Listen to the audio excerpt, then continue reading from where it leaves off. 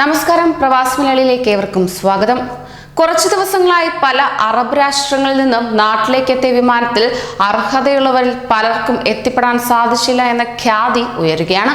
കൃത്യം 2 ദിവസം മുമ്പ്, അതായത് മെയ് 10-ന് UAE പ്രശസ്ത സാമൂഹ്യ പ്രവർത്തകനായ അഷ്റഫ് താമരശ്ശേരി തന്റെ ഫേസ്ബുക്ക് പോസ്റ്റിൽ തന്നെ വിളിച്ച പല പ്രവാസികളുടെയും കാരണങ്ങൾ ഉൾപ്പെടുത്തി സമാനമായ പ്രശ്നം ഉന്നയിക്കുകയും ചെയ്തിരുന്നു.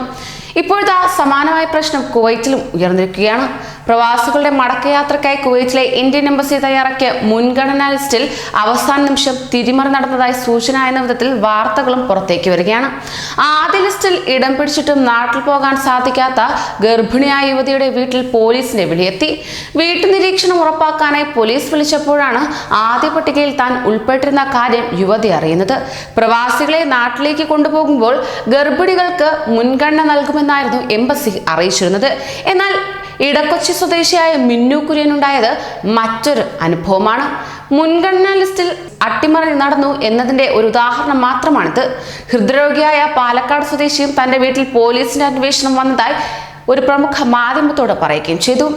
എന്നാൽ സമാനമായ പ്രശ്നം 2 ദിവസം മുമ്പ് UAE-യിലും നടന്നിരുന്നു. അതാണ് അഷ്റഫ് താമരശ്ശേരി തന്റെ ഫേസ്ബുക്ക് പോസ്റ്റിൽ കുറിച്ചത്. അതിന്റെ പ്രസക്ത ഭാഗം ഇങ്ങനെയാണ്. ഇന്ന് ഒരു സുഹൃത്ത് എന്നോട് പറയുകയുണ്ടായി, എംബസിയിൽ രജിസ്റ്റർ ചെയ്ത രോഗികളായ മാതാപിതാക്കളുടെ പേരുകൾ വരുന്നതും കാത്ത് മെയിലിലും നോക്കി ഫോണിൽ വിളിയും കാത്തിരുന്നു. ഫോണിലോ മെയിലിലോ റിപ്ലൈ കാണാത്തത് കൊണ്ട് എംബസിയിൽ വിളിച്ചു. ഫോൺ കിട്ടുന്നേയില്ല. രാവിലെ മുതൽ ഫോൺ ട്രൈ ചെയ്തപ്പോൾ വളരെ വൈകിയാണ് ഉദ്യോഗസ്ഥൻ ഫോൺ എടുത്തത്. ട്രാവൽ ലിസ്റ്റ് അന്വേഷിച്ചപ്പോൾ ഓൾറെഡി ലിസ്റ്റ് എയർ ഇന്ത്യ ഓഫീസിൽ അയച്ചിട്ടുണ്ട്. അവിടെ പോയി അന്വേഷിക്കാൻ പറഞ്ഞു.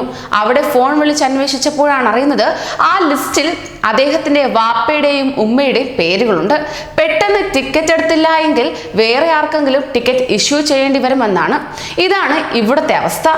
അങ്ങോട്ട് പോയി അന്വേഷിച്ചില്ലെങ്കിൽ ആ പ്രായമായ രോഗിയായ മാതാപിതാക്കൾക്ക് യാത്ര ചെയ്യുവാൻ സാധിക്കില്ലായിരുന്നു. ഇനിയെങ്കിലും എംബസിയിലെ അധികാരികൾ നാട്ടിൽ യാത്ര ചെയ്യാൻ ആഗ്രഹിക്കുന്നവരെ ഫോണിൽ വിളിച്ച് യാത്രയ്ക്ക് വേണ്ട സംവിധാനങ്ങൾ ഒരുക്കുക. ആദ്യം പോകാൻ അർഹതയുള്ളവരാണെങ്കിൽ മാത്രം. അതാത് ദിവസം യാത്ര ചെയ്യുന്നവരുടെ വിവരങ്ങൾ മാധ്യമങ്ങൾക്കും എംബസിയുടെ സൈറ്റിലും പ്രസിദ്ധീകരിക്കണം. യാത്ര ചെയ്യുന്നവരെ 2 ദിവസം മുമ്പ് തന്നെ സ്രവം കൊടുത്തുള്ള പരിശോധന നടത്തി നെഗറ്റീവ് ആണെങ്കിൽ മാത്രമേ യാത്രാനുമതി നൽകാവൂ.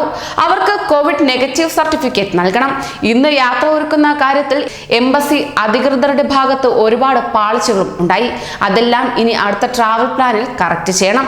അല്ലെങ്കിൽ അധികാരികളുടെ വേണ്ടപ്പെട്ടവർക്ക് വേണ്ടി ലിസ്റ്റ് വളച്ചൊടിച്ചു എന്ന പഴി കേൾക്കേണ്ടി വരും. ഇത്തരത്തിൽ നിരവധി പേർ ഒന്നും അറിയാതെ ചതിയിൽപ്പെട്ടു പോകുന്ന സാഹചര്യവും ഉരുവായിട്ടുണ്ട്. പ്രവാസികളെ അധികൃതർ ഇങ്ങനെ ചൂഷണം ചെയ്യരുത്. അർഹതയുള്ളവർക്ക് ആദ്യ പരിഗണന തന്നെ നൽകണം. കൂടുതൽ പ്രവാസി വാർത്തകൾക്കായി ഈ ചാനൽ സബ്സ്ക്രൈബ് ചെയ്യൂ.